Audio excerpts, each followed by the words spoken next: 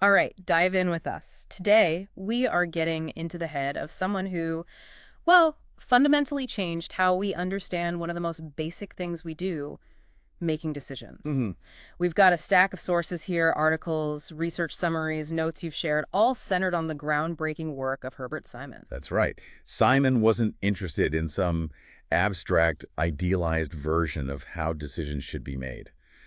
He wanted to figure out how they're actually made By real humans? by real humans with real limitations. Yeah, whether you're making a personal choice or, guiding a massive organization. And our mission for this deep dive is to unpack Simon's revolutionary insights. We want to understand the actual architecture of human and organizational choice, according to his theories, Yeah. and really grasp why his ideas are still so incredibly relevant today, especially in a world just overflowing with information. Exactly. It's about moving past simplistic models and getting into the messy, fascinating reality Simon uncovered. So who was Herbert Alexander Simon?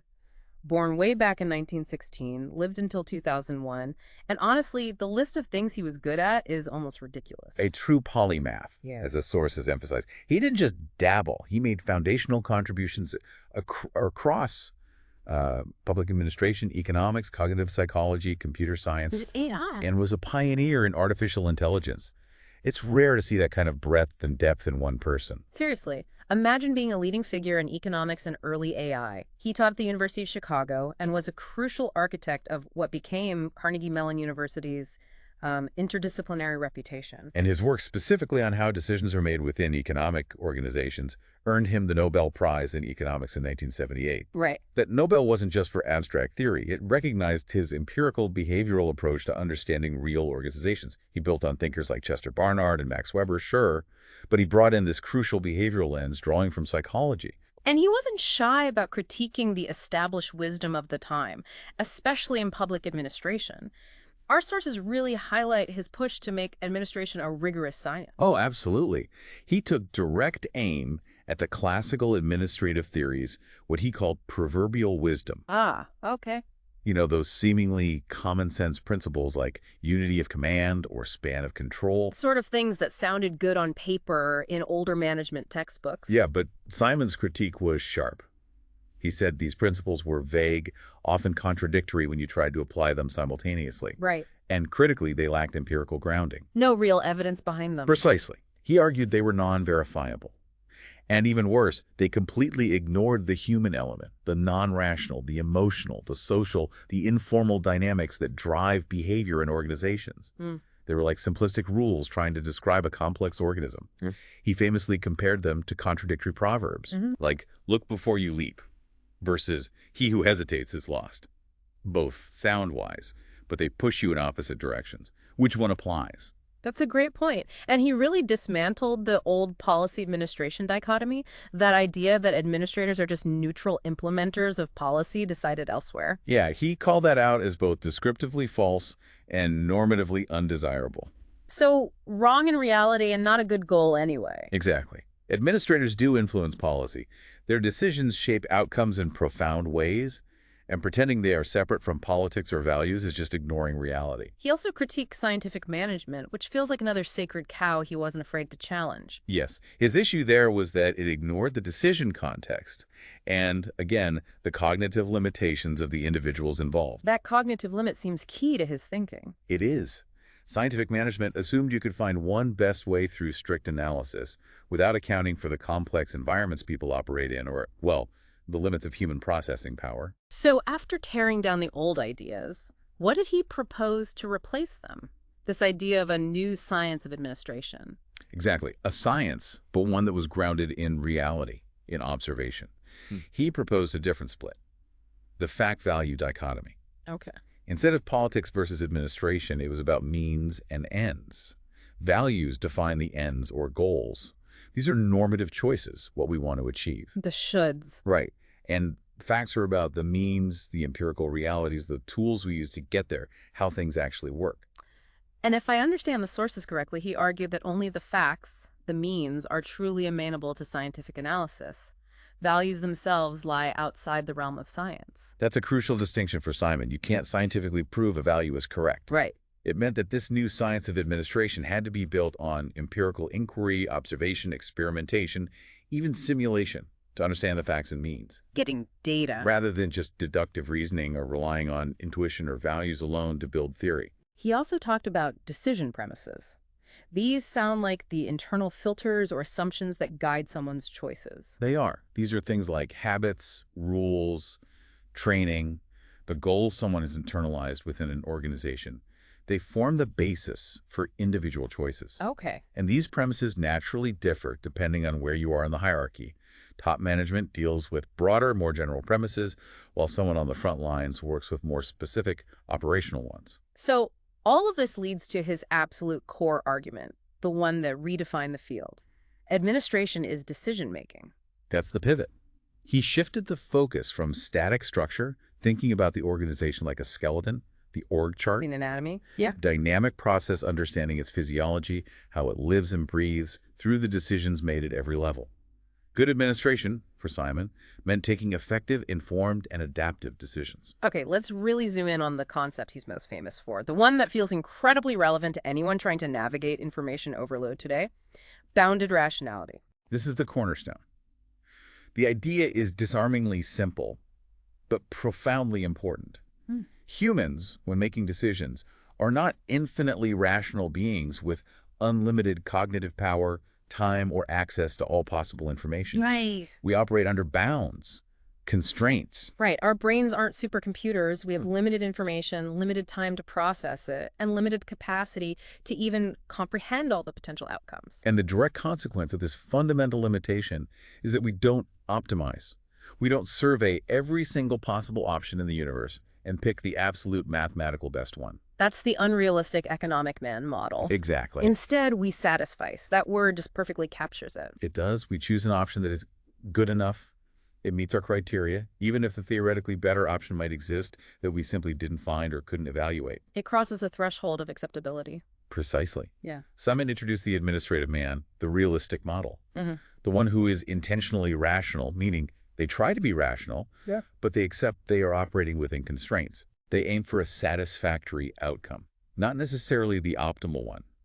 Think about trying to pick a movie on a streaming service. Oh, yeah. Scrolling endlessly trying to find the perfect one versus picking something good enough after a few minutes because you just want to watch something before you fall asleep. That's satisficing. That's satisficing, driven by limited time and attention. Oh, that's a perfect modern example.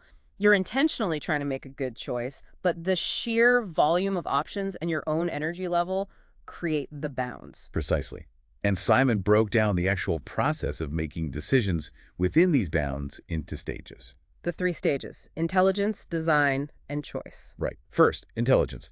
You're gathering information, recognizing the problem, understanding the environment, like figuring out you need to decide on dinner. Okay, I'm hunger. That's intelligence. Then design. You're coming up with possible alternatives, different meal options, different restaurants, pizza, tacos, cook. Generating options. And finally, choice. You select the course of action from the alternatives you've generated. You pick the specific restaurant or recipe. Let's go with pizza. Done. The sources also mention feedback as a critical part, maybe a 4th stage or an iterative loop where you see how the decision played out and learn from it. Absolutely. Was the pizza good? Should we order from there again? These stages aren't meant to be rigid steps you perfectly execute, but a description of the process that happens, implicitly or explicitly, in real decisions. Right, it's descriptive, not necessarily prescriptive in a rigid way. Exactly. And Simon wasn't just saying, tough luck, humans are limited. He explored ways organizations and individuals could improve rationality, even within these bounds. Like training people to expand their capacity to process information, maybe? Or using technology decision support systems, early forms of AI, to help manage and make sense of data, augmenting our limited capacity.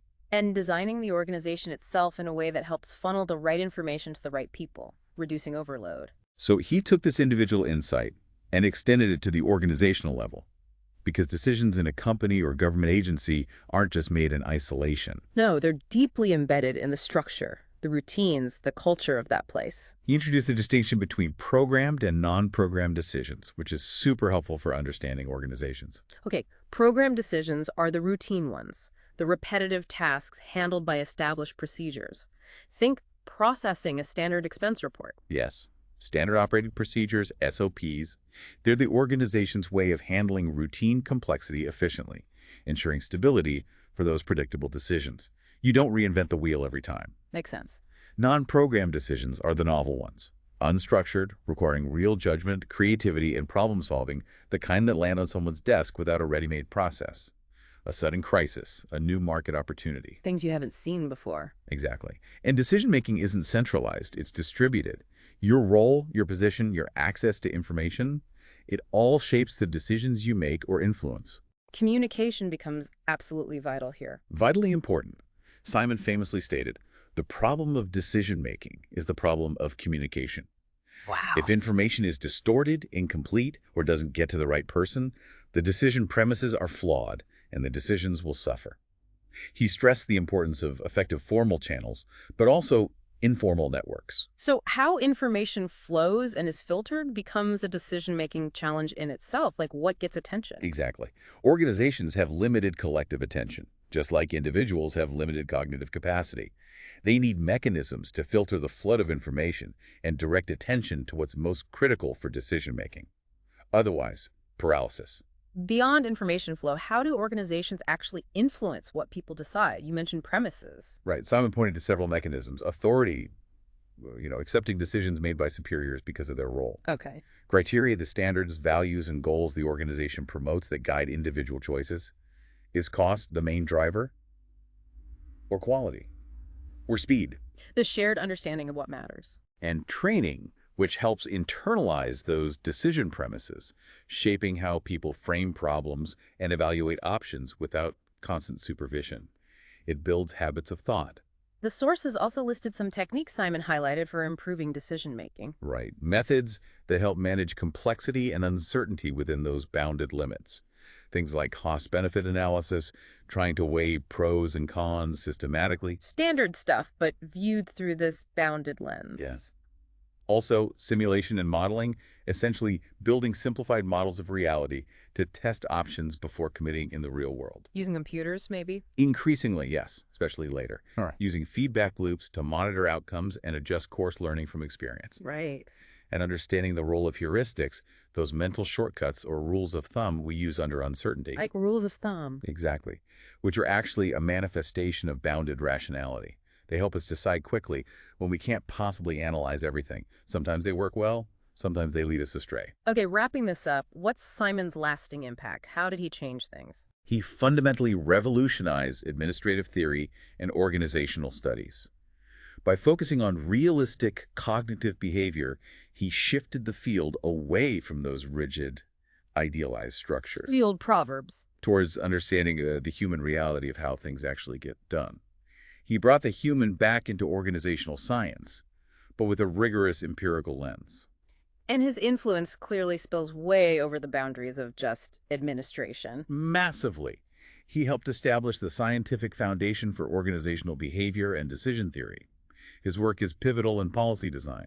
You have to understand the cognitive limits of the people designing and implementing policies if you want them to work. Makes sense. And his role in artificial intelligence, including early expert systems attempting to mimic human decision processes, is foundational. He collaborated with giants like James March, contributing to concepts you might encounter like the garbage can model of organizational choice Which is a fascinating model of chaotic decision processes. and broader organizational learning theories, how organizations adapt or fail to. His ideas are still shaping cutting-edge fields today. Neuroeconomics, which looks at the brain bases of economic decisions, behavioral public administration, applying these insights to government, and simulation modeling, which is used everywhere from climate science to urban planning. So he really planted a lot of seeds. He really did. He pushed for a new, empirical, cross-disciplinary research agenda in public administration. He wanted researchers to study how decisions are actually made, not just theorize about how they should be, advocating for adaptation, learning, agility. So the big shift Simon brought was recognizing that the world of decision-making isn't about perfect rationality and rigid rules, but about the messy, limited, but ultimately understandable reality of how humans and organizations actually navigate complexity. And he showed us that while we can't be perfectly rational, we can be intentionally rational within our limits. And we can design systems and organizations that support better decisions, even if perfect optimization remains, well, an unreachable ideal. Which leaves us with this thought to consider, pulling directly from Simon's framework. given that even the most informed administrative experts satisfice rather than optimize. Right. They find the good enough solution, too. And that the scientific method, according to Simon, applies only to the facts, the means, and not the values, the ends. Values being outside science. How much of what we consider good governance or even good decision-making in general is truly a matter of objective science versus a shared, perhaps often implicit, agreement on what constitutes good enough?